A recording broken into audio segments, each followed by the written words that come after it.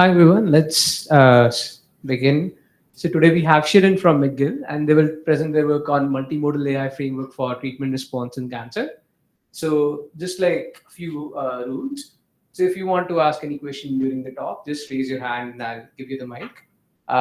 Just wait for me to give you the mic because otherwise people online can't hear your questions. And those who are watching it remotely, type your question in the chat, and I will basically just like say your question to the speaker at the right time. And also, we have a final sort of like a dedicated 15-minute sort of slot at the end for questions. So, yeah, that's basically it. And let's start the talk. Thank you very much for the introduction.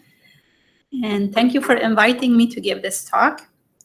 So my name is Shirin Enger, and I'm a McGill professor. However, my lab is at the McGill University Teaching Hospital. So I have two labs, one at the Jewish General Hospital and one at the McGill University Health Center. And I'm going to talk about very few of our projects, and then later talk about the challenges, and hopefully it's a hope that we together as a community can solve these challenges. As for disclosures, I have nothing to disclose related to this presentation. Outline of my talk, I had planned to speak about data first and then the applications, but then last minute I actually decided to change the order of my talk because we have a lot of challenges with the data that I would like to discuss in the end. So I'm going to talk about some of the applications that we have in oncology. So my area of research is in oncology. I started to go a little bit outside of oncology to health in general, but I would say 90% of my research in AI is in oncology. And most of the, so since my lab is in a clinical environment, one of the best things with this environment is that I can see unmet needs every day. So what does the clinic need help with right now? And a lot of that is automation. So I'm going to just go through a very simple process that we help clinicians with right now. One of the projects that occupies most of my graduate students is treatment planning process automation. And I'm going to go through the process of a treatment modality called brachytherapy. And in brachytherapy, you treat the tumor from inside out. So you guide a radioactive source, a sealed radioactive source with different catheters or applicators to the treatment site. You treat, and then you remove the radioactive source. So it takes a very short period of time. During this time, the patient may be under anesthesia. And there are a lot of processes happening during this time, all manual. So if we could decrease this manual tasks, we could treat more patients, but also we could make it the quality of treatment and life for the patient would be much, much better. So in contrast to brachytherapy is external beam radiotherapy, where you have a linear accelerator treating the patient from outside in, so the radiation trespasses through healthy tissues to reach the tumor, causing more side effects. And radiotherapy is treating more than 50% of our patients. So it's a very big treatment. It's a big portion of the treatment modality that we offer the patients, often as monotherapy, but also combined with chemotherapy and surgery. So for this specific example, brachytherapy, which is we treat prostate cancer patients for gynecological cancers. This is the state of art. We get the best treatment outcomes with brachytherapy. Rectal cancer is coming in as a treatment site because we can actually cure the patient without removing part of the rectum, so patients don't have to walk around with a stomy bag, decreasing their quality of life. This is coming in. We at the Jewish General Hospital started a clinical trial 5-6 years ago, and those patients are doing very well compared to other treatment modalities, so that when the clinical trial is over, probably it will be the recommended treatment for rectal cancer. So the process started with ultrasound imaging, or CT, ultrasound, whatever imaging available. And then the radiation oncologist, in this case, places applicators or needles. Normally, if it's a rectal cancer, gynecological cancer, there is a body cavity, you place an applicator. So it's a plastic device that guides the radiation. For prostate cancer, you have to place needle. You have to actually penetrate the tissue to reach the prostate.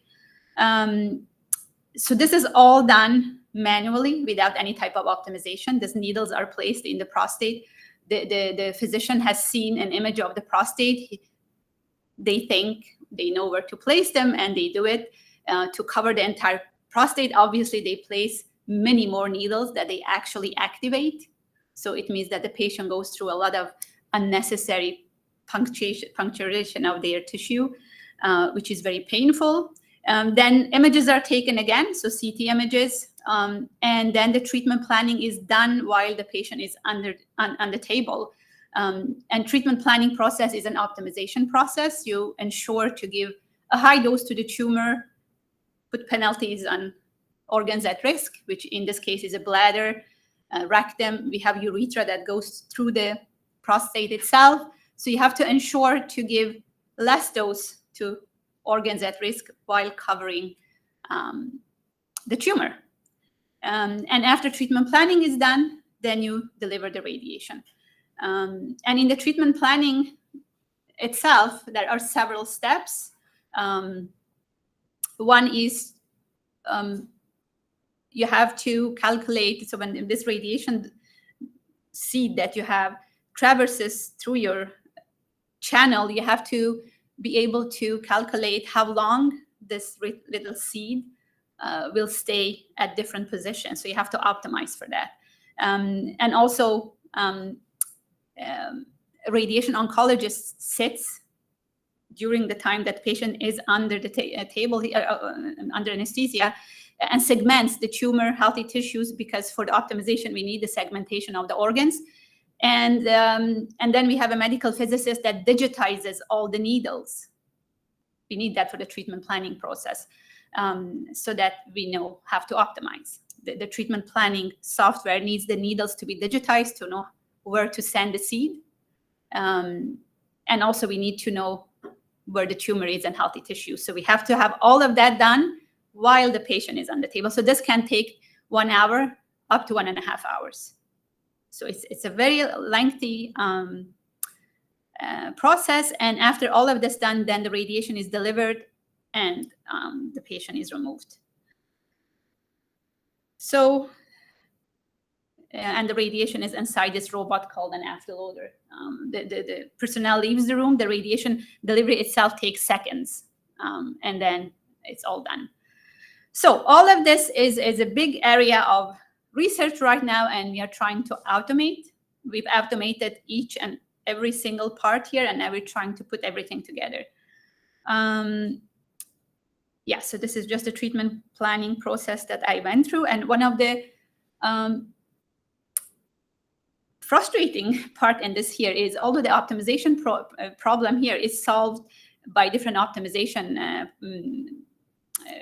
software or algorithms we use ourselves. We've developed mixed integer programming for our treatment planning system. When the treatment planning is done, a clinician sits and manually tweaks the hyperparameters. And this can additionally take up to 30 minutes. So also this needs to remove. So to be able to fully automate the treatment planning process, we need to get rid of all the manual handling and human in the loop here.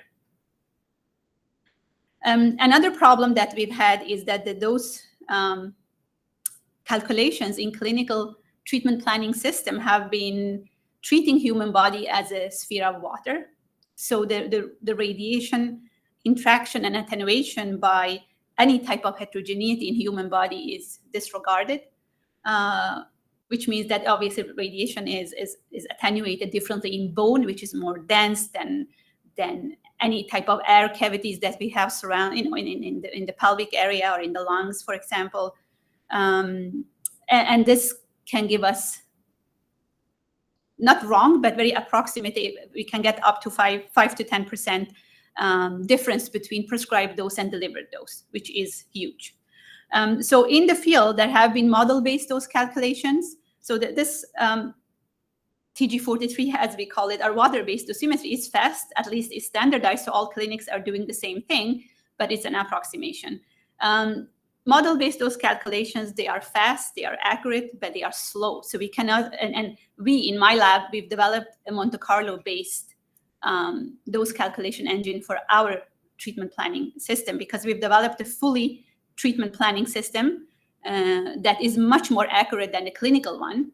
And this we've been developing in my lab since I became a PI. So it's been a work over 12 years now. And it's very complete. Many clinical centers have our treatment planning software, but they use it as a benchmark because this is not Health Canada approved. So they can use the clinical system for the cases where they know there are big heterogeneities involved. They run my system, and then they check the differences, and then they can adjust if needed. But they cannot use our treatment planning system as to treat patients with. So this has been Monte Carlo-based dosimetry has been a work in progress. We've published the calculation engine itself, the optimization algorithm separately. We have robust optimization algorithms as well implemented here. So it's been a multi-year efforts by many graduate students involved. And we've tried to mimic the clinical treatment planning system, because if you work in a clinical environment, you realize very quickly that clinicians are very conservative. So anything that is much different than what they use, they won't use it. So at least the graphical user interface reminds them of a clinical treatment planning system. So we can import any type of images, CT, ultrasound, MRI, but any type of images in DICOM format. We can contour, so segmentation in radiotherapy is very important, and also this is a big area for AI-based, so deep learning-based segmentation tools. And then material assignment, since this is model-based, which means that we can actually calculate those in the human tissue. We need to assign a tissue, and here we've done a lot of work on this as well. So we can assign tissue volume element by volume element, or organ-based tissue assignments. We can import any type of external subjects that we import into patients' bodies, such as applicators. For example, we have rectal applicators, vaginal applicators, and so on. So because for gynecological cancers, we do have to insert this, and also for rectal cancer, for the same for prostate, the needles. So instead of modeling them or implementing them inside the code, we can actually import the STL files and then assign material accordingly, so that we actually can realistically simulate this. In my lab also, we've developed shields for any type of applicators that we insert into the patient's body. We have shields that rotate during the treatment, modulating the radiation dose to the shape of the tumor. Else, the radiotherapy or the brachytherapy seat delivers dose symmetrically in all directions, which means that if you have tumor in one side, healthy tissue in the other side, everything will get radiation. So with our shields, we rotate them during the treatment, which means that we can shield the healthy tissues and only irradiate the tumor. But obviously, these shields are metallic, and these are not water equivalent. So it's very important to have a model-based solution here, which we have. We do have our own optimization software, as well as digitization of needles is being done with deep learning now. And radiation sources, we've implemented all commercial sources, but also any type of novel sources that the researchers are interested in. So we do have the Monte Carlo engine, we do have the TG43 engine, which is equivalent of the clinical one. A lot of dose optimization, we have two different dose optimization algorithms, and then evaluation, a comprehensive dose analysis and evaluation system that is equivalent to the clinical one. And also we've added intravascular brachytherapy and electronic for this. This is specific to brachytherapy, this treatment planning software. But nevertheless, so organ segmentation, coming into the AI part of this. So this is just simple NN UNet, any type of UNet really. And this is really not sometimes even publishable because so much has been done in the field. Nevertheless, we've done it for our treatment planning system as well. And one of my students, Sebastian, is actually in an international competition right now for multimodal organ segmentation and registration. And he's, at this moment, he's leading in this for head and neck cancers. And then catheter digitization, we've also automated this. So all the needles that are implanted inside the patient, again, here we use UNet. And Jimeng, who sits there, he was a master student in my lab, and he developed, we've developed something called Rapid Brachy DL. Rapid Brachy MC is the Monte Carlo one, and DL is the deep learning engine to the treatment planning software. So now we do predict those. We have Monte Carlo as ground truth, and then we predict those from the Monte Carlo dose maps in seconds instead of hours. We decrease the prediction time with same accuracy as the Monte Carlo. However, when Jimeng did it, due to GPU restrictions, we could only do it in 3 cubic millimeter volume elements, which are not clinically acceptable. We have to decrease the volume here. And Sebastian Kittin took over the project, and he actually did that. So now our resolution is 1 cubic millimeter, and he's improved and simplified the pipeline very much. So now we can have deep learning based dose prediction in less than a second with the same accuracy as the Monte Carlo dose maps for the tumor. And for organs at risk, we are below 1% uncertainty. And Sebastian actually got a Jean Pouliot award. Jean Pouliot was a big name in optimization for radiotherapy, and he passed away unfortunately in cancer. So there is an award in our community in his name, and Sebastian won this year 2024's best paper, and Jimeng won the best paper also many years ago. I don't know if you remember, from AcuPMC. Yeah, so radiotherapy community seems to like this. Optimization, so to do then link all of this together, segmentation, digitization, dose prediction, we need to get rid of the human planner here. So we've done everything now. However, we still have a human planner sitting and tweaking our hyperparameters so that we can, to get clinically acceptable plans. And for this, one of my PhD student, Hossein, he's developed a multi-objective Bayesian optimization algorithm that does the tweaking here. So now finally we've got rid of the human planner as well. And he's now using reinforcement learning to finalize this loop. So we are hoping by fall we'll have a complete pipeline. So put everything together from segmentation, digitization, dose prediction, optimization to a complete system, and we'll be the only ones, actually the first that will be doing a complete pipeline fully automated. And obviously we'll have a physicist and a medical physicist and a radiation oncologist quality assuring our plans. Another of the clinically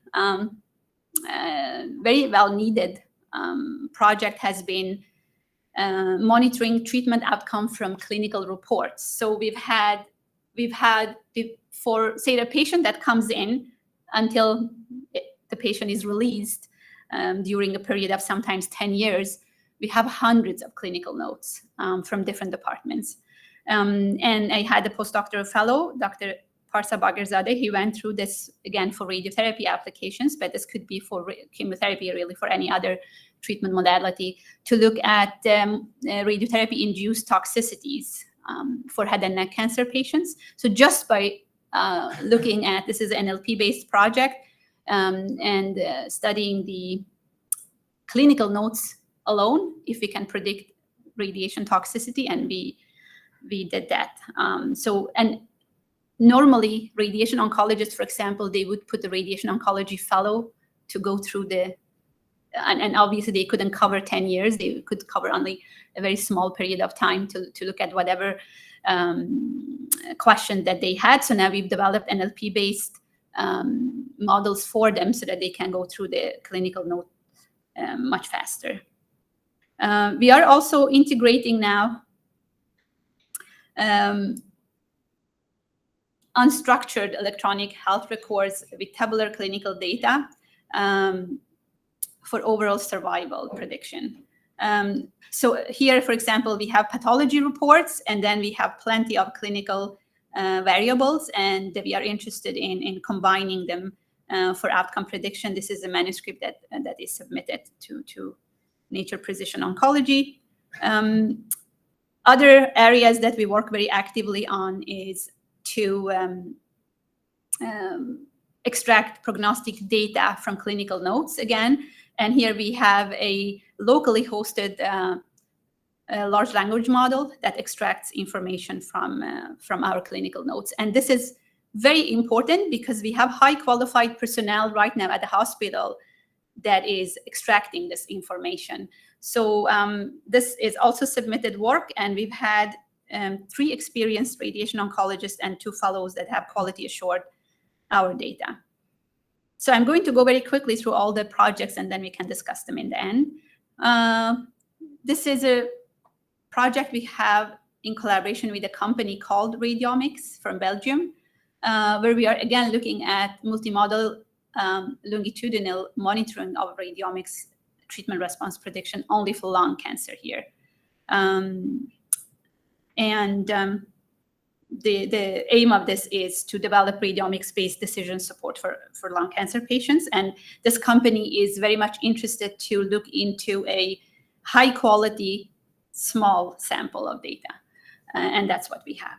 And here again, this is a multidisciplinary project where we have AI researchers, we have radiologists, we have radiation oncologists, we have medical oncologists, surgeons, and also this company involved. So it's very rewarding for the students working on these projects because it gives them a lot of input from different points of view. This is Juan Duran, another of my PhD students. He's only interested to work on whole slide pathology images. So we have scanned a large number of histopathology images from our different hospitals. He started working using only this TCGA dataset. And then from there, we went on and scanned our own slides. And Juan works on pan-cancer dataset, so he's interested to see also investigating histopathology with other modality. So he's trying to fuse different type of multimodal data from different modalities. And most of the students that work with me, they are interested in progression or disease-free survival. And our secondary endpoint sometimes is overall survival. And why we do investigate this, because this is what clinicians are interested in. And our goal is to, after developing all these models, add them in a clinician decision support system for tumor boards.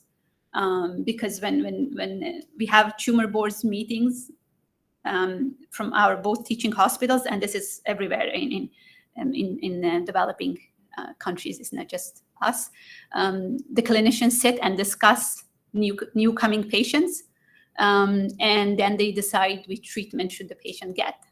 And these are just different experts, oncology experts sitting around the table, having access to some patient data, and then they decide without any help how to proceed. So we are hoping to develop models. We work together with a company called CliniGuide.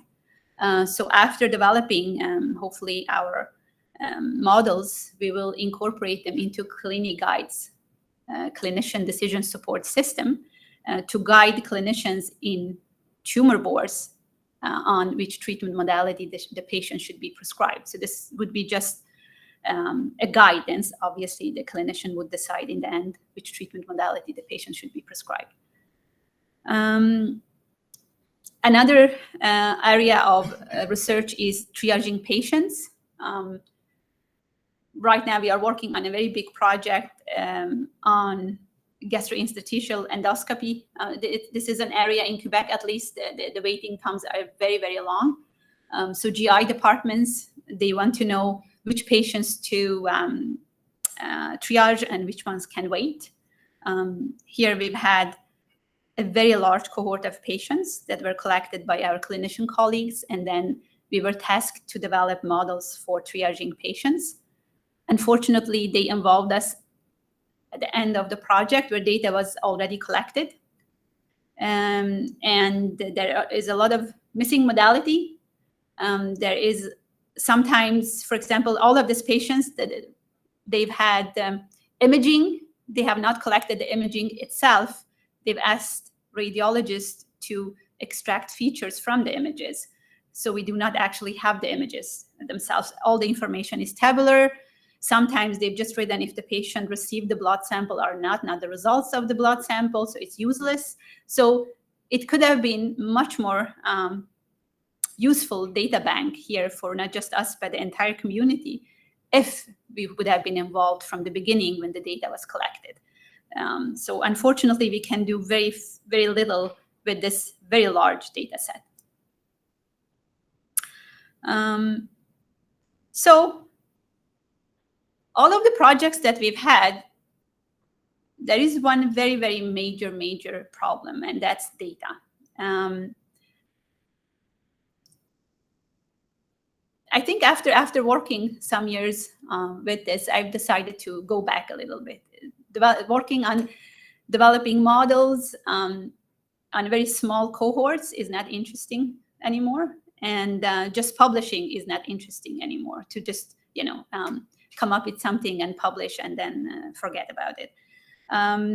So I wrote a grant a couple of years ago to collect data in our own teaching hospitals and create a database to be able to do multimodal outcome prediction for me, but also for others who are interested in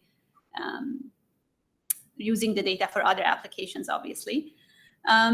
So I've had a couple of postdocs working with me, and currently it's Dr. Faranak that is leading these efforts.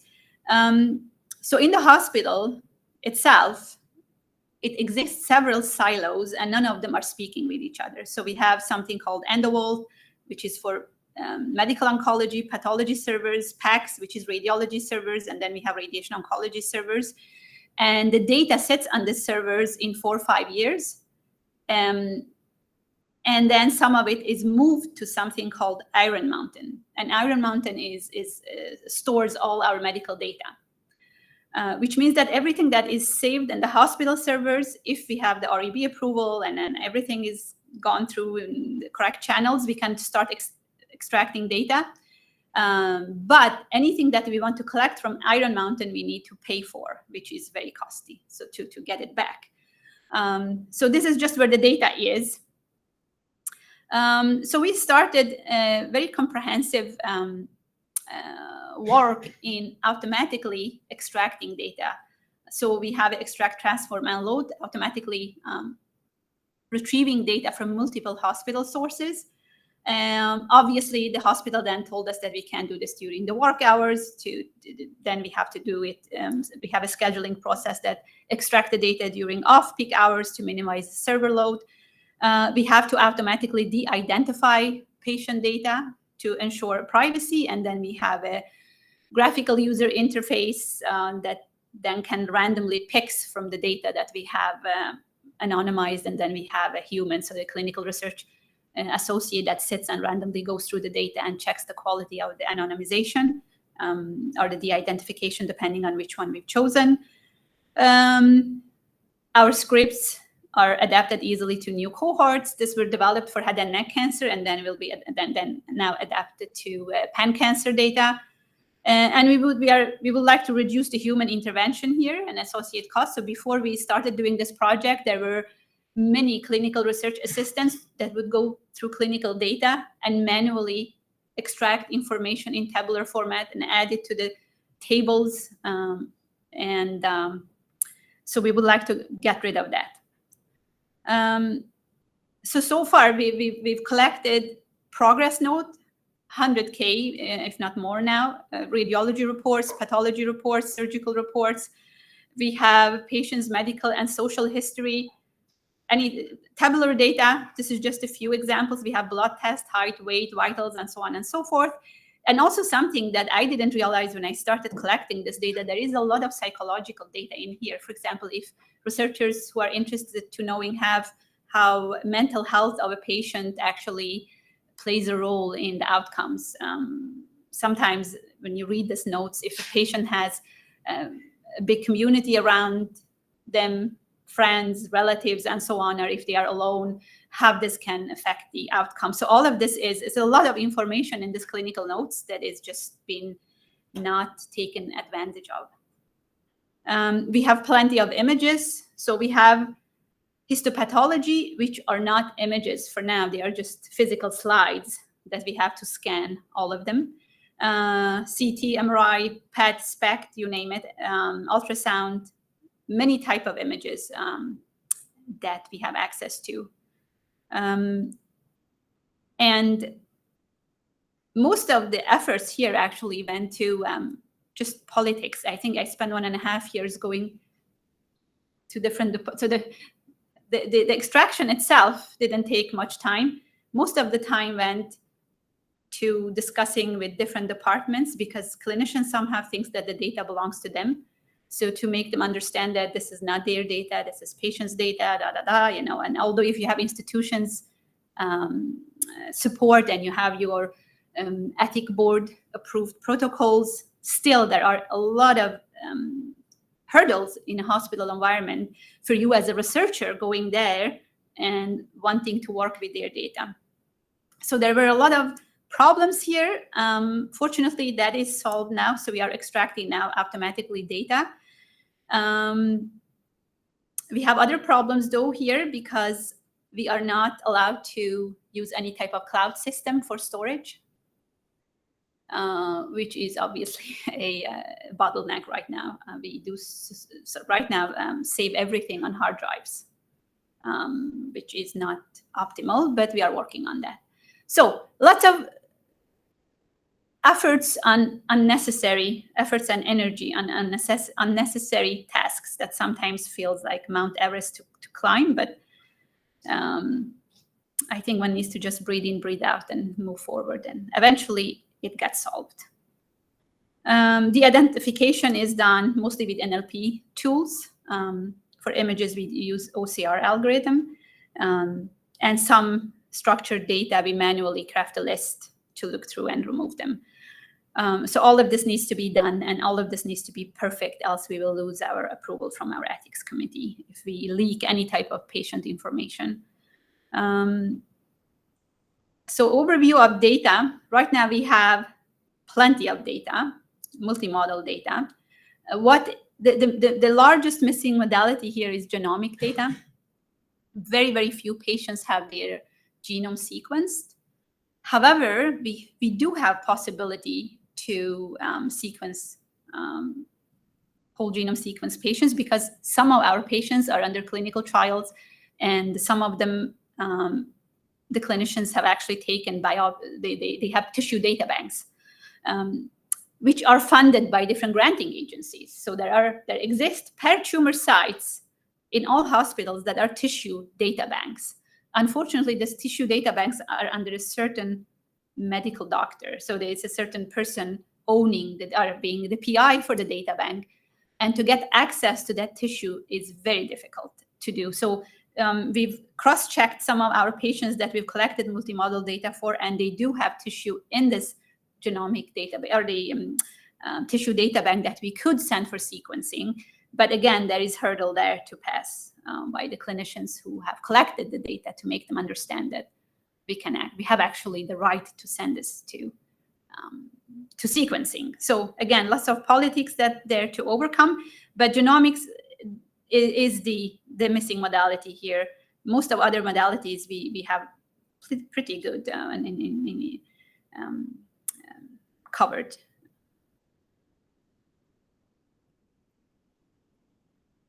And we have a very good overview of the patient population that we have.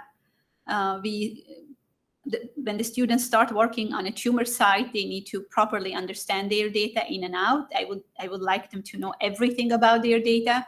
So stages of cancer, type of therapy that is been prescribed, sex, obviously, and so on, and age, and then there are many variables here that they have to have an overview on. This is just our head and neck database at the JGH, and we have the equivalent at the McGill University Health Center that we are now trying to combine the two. And after we've combined these two, it will actually be one of the world's largest on head and neck, with everything included. We've had, again, lots of challenges with digital pathology because these are physical slides that my students have. So all the students working on this project, they actually learn the pathology very well.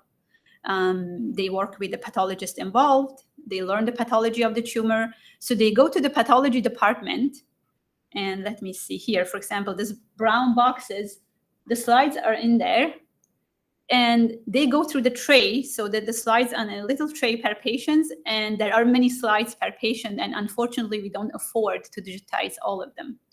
So we have to only digitize those which have the largest tumor sections, because when a biopsy is taken, it's sliced, and then it's non-tumorous, tumorous tissue in different slides. So we try to get a couple of slides with non-tumorous as well, but we concentrate mostly on the tumor slides. So Juan and Eugene, for example, for almost 1.5 years, they've been in the pathology department every evening and weekend, gone through the slides, organized them for a technician, which then uses the clinical pathology scanners to scan the slides. Again, this has to be done evenings and weekends, which costs a lot. I have to pay the technicians. And then, unfortunately, we have to save them on hard drives right now. So this is the workflow for the digitization, but I'm very happy that we got the permission to do so. And again, here we have digitized everything from 2018 to 2024. These are the dates where the slides are physically at the hospitals. After that, they've been moved to the Iron Mountain, and I've applied for a grant to be able to retrieve them. I'm still waiting for that grant to go through. So right now, I don't afford digitizing slides prior to 2018, unfortunately. So to conclude, really, developing model is just something secondary right now. Because I'm in the health or the domain of healthcare, the models need to be generalizable, and I have to pay very much or high attention to the data that the models are trained on. And I realized that alone one can't do much, really. We must collaborate on building and maintaining our research ethics board approved databases to have created high quality data. And without that, it is totally useless to develop anything, according to me, if we don't work on the data first. And not just provincial data, we need to go beyond. For example, our triaging project, we have enormous data from Quebec, and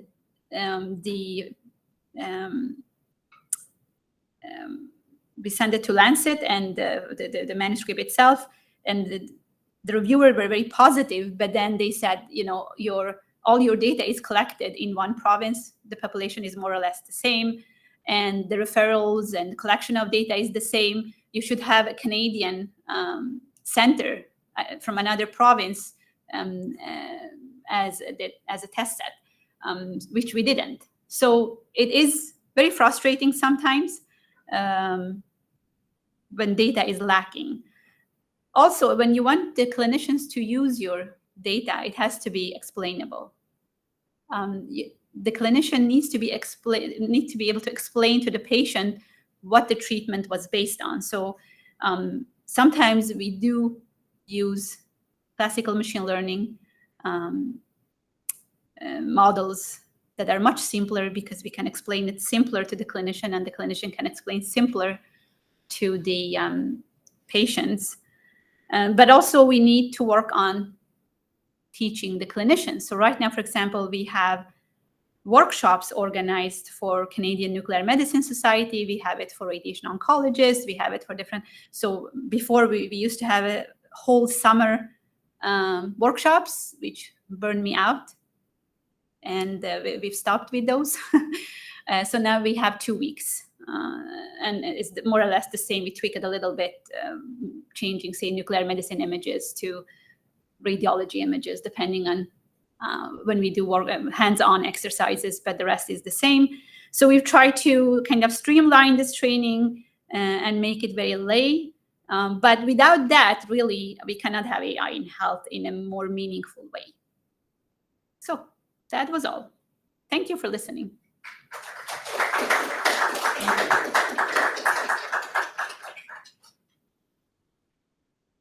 So if anyone have questions, just let me know and I'll pass you them.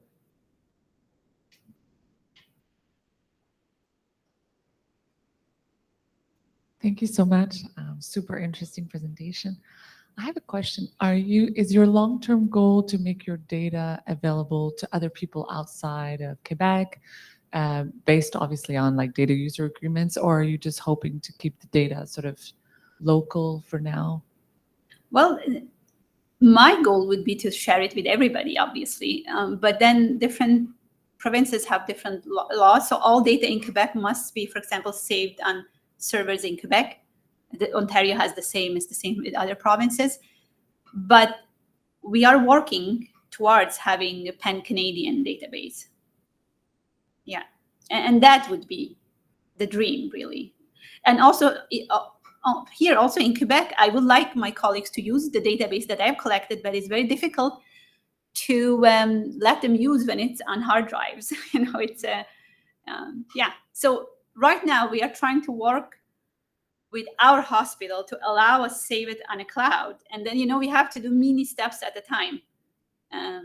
And all the data, for example, when it's REB approved, is for whatever you've suggested in your REB. So right now, I've only asked to use this for my research. So we have to go retrospectively and ask, but that is no problem. It takes time, but it goes through always. If you have a good, good cause of why you would like to share the data. Also, all the data is grant funded. So I think it's really such a waste of money where I get a grant, for example, to create data that I have in my office.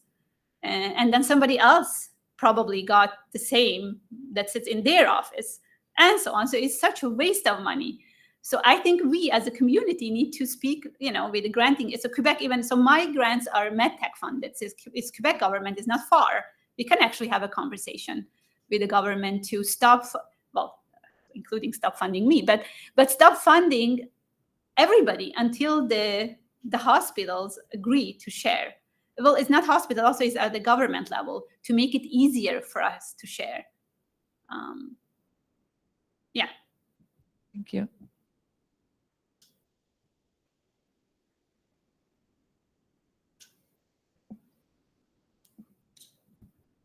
Okay, thank you. Just had a question. What level of anonymization do you have to perform in order to use the data? Is it just simply removing proper names, or is it It depends on your project. So you can have the identification, or you can have complete anonymization. And whatever you get approval for, then you're allowed to use it that way. You just have to justify why you would like to have the identified versus anonymized. So ethics committees are actually very knowledgeable and very, obviously they have the patient's interest at heart. So, but if you have a project where, for example, the identification is preferred over anonymization, they will allow it, but you have to make a good argument for it. Yeah. Thank you.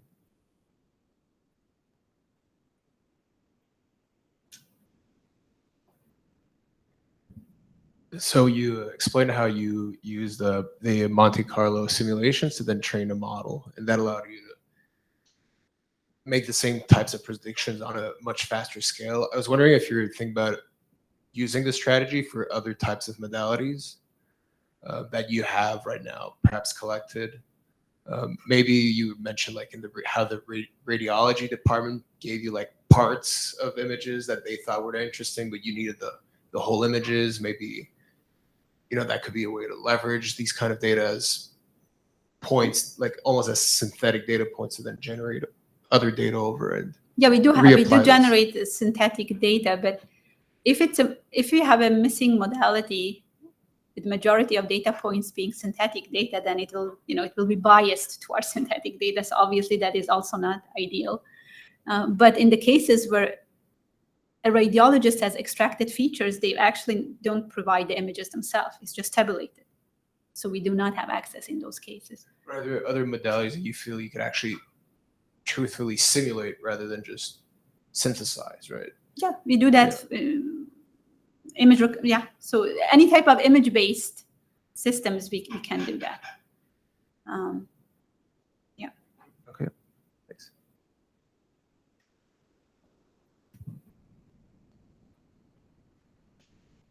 I see there are questions online, so you can just unmute and share your question.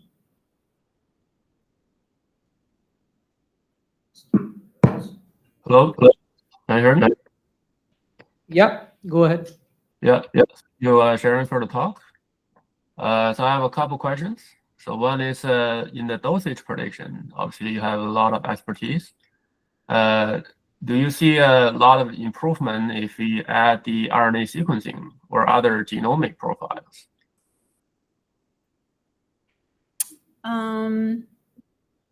Yes, absolutely. But I think in the conventional treatment planning system, no, but that would be a future treatment planning system, obviously, where you, by adding those features, then you are, so that can be used in radiobiological modeling or treatment from chemotherapy. So we have to develop first response models that we can incorporate in the treatment planning systems. But yeah, that is the future of treatment planning, I think. But in any conventional treatment planning right now, regardless of treatment modality, that is not taken into account. So I think that is a very nice, not nice, that is a necessary feature for the future in treatment planning, because that can tell us also how the patient will react to a certain drug or a certain radiation. Because right now it's one size fits all and one drug fits. Say if it's a patient with a certain tumor, certain stage, and so on, all are prescribed the same drug or the same radiation modality, the same dosage. While if we would include this type of modalities, then we can have more personalized treatments. Yeah. So that is, I think, would add on very much in a future treatment planning. Mm-hmm. In the work that you did, there's a few papers you share using deep learning model or other machine learning model. I guess there is a benchmarking for predicting dosage. For example, the accuracy of predicting dose amount. You think adding like genomic information can actually improve that type of prediction accuracy quantitatively, or? No, but I think it will make it more personalized. I see. Yeah. Okay, so if I may ask a second question, fairly quick. So on the large language model that you mentioned to extract clinical features from clinical notes, so you mentioned that you use maybe Llama or some of the open source LLM. Do you need to fine tune the LLM on the clinical text? Or you use it just as a frozen foundation model to extract features directly from the raw data? Depends. For the temporal extraction of toxicity data or predicting toxicity, we needed to fine tune, and then for the other tasks that we had, we did not fine tune. So it depends on the task. I see. Yeah. So fine-tuning meaning that fine-tune out like a mask token prediction, or there's a specific fine-tuning task you need to design. no mask token predictions. Yeah, so that depending on the task, and we've hopefully in the future we could expand this to chemotherapy, for example. Right now we've only looked at radiotherapy-based toxicities. Yes. Unfortunately, the postdoc working on this, he finished and moved on, so I'm looking for a new student on that. That's very interesting. Thank you very much. Thank you.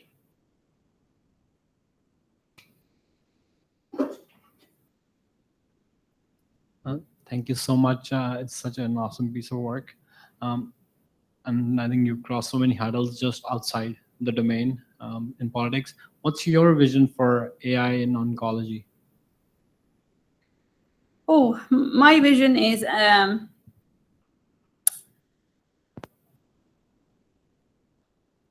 having more collaboration. So stop working in silos.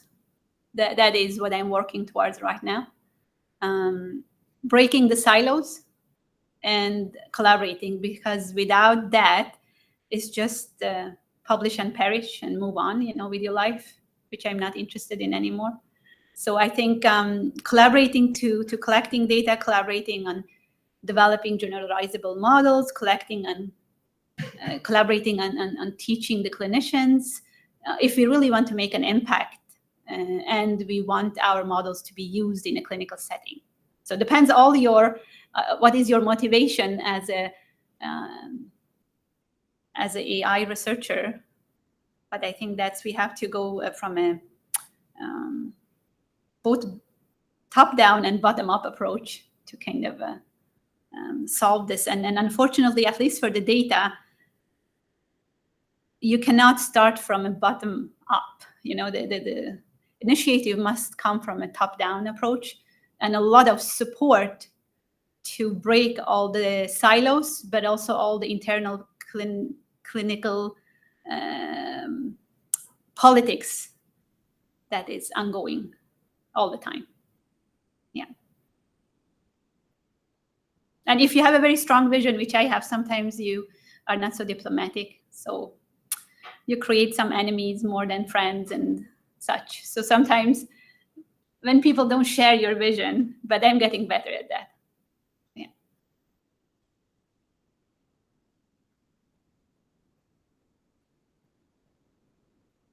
Any more questions? I was just curious about the volume of data that you have on hard drives currently. Oh, I don't even dare to say. These are images and whole slide pathology images. They are gigantic. Mm-hmm. So I can't tell you how many terabytes I have. Plenty. Okay. Yeah.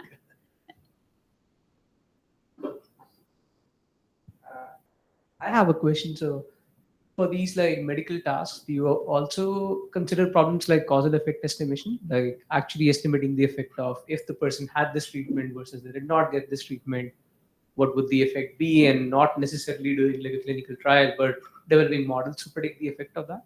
Not yet, no. Nice. But do you envision that such techniques will eventually get there, or people will always be reliant on actually carrying out the clinical trials? Or how do you really envision? Well, that is the dream, really. Mm-hmm. Yeah. But first we have to have the data.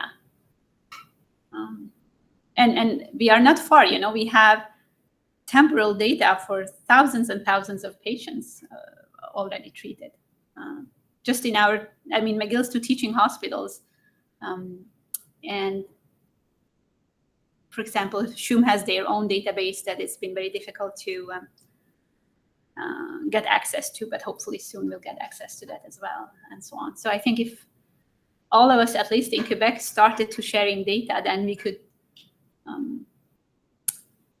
investigate a lot of. But also, I think the Mila community has been very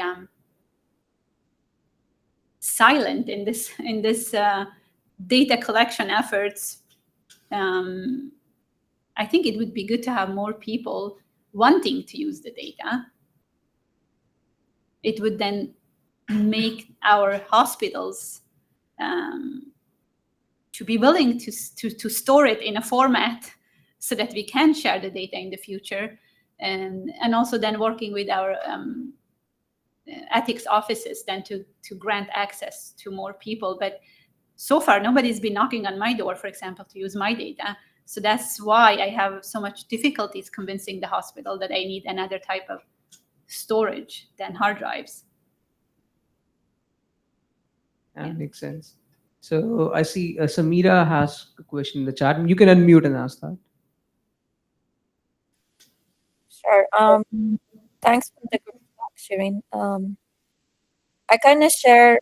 So I was in Quebec before, and I was working with one hospital. So I totally understand your frustration. So, my question is that how many WSIs you're planning to scan to have like a reasonable large data bank? How many? I mean, patients have multiple whole slide images. So for now, what I have REB for is about 4,000 patients, and I've already done about 2,000. So I have 2,000 more to go, and for this 4,000 patients, I have thousands of whole slide images already, but only from 2018 to current date, because everything before that has been saved or been moved to the Iron Mountain. But after I'm done with this 4,000 patients, I'm going to apply to digitize more. I see. Yeah, and I'm not frustrated. Just to say, I'm actually very happy because we have amazing leadership at the Jewish General Hospital that has been helping enormously. Without that leadership, I would not have access to all the data that I have. And also, so head of the Siegel Cancer Center at the Jewish General Hospital, and Dr. Gerald Bettis, he is a medical oncologist, but he's more for sharing data than I am. So he's been a champion in this and really helped me enormously. And we are collecting a lot of data right now thanks to his championship. So there are many clinicians also to share the same vision and would like to have all the patients having access to the best treatments they can. So we do have a lot of good things happening as well. No, that I mean the leadership generally. Frustration for me is all about where do I save? If I save here, do I have the GPU? So all this kind And of the infrastructure needs to be, we have no GPUs. We have, storage is a problem. There are some problems, but I think it's one step at a time. We're getting there. Okay. Yeah. Thank you.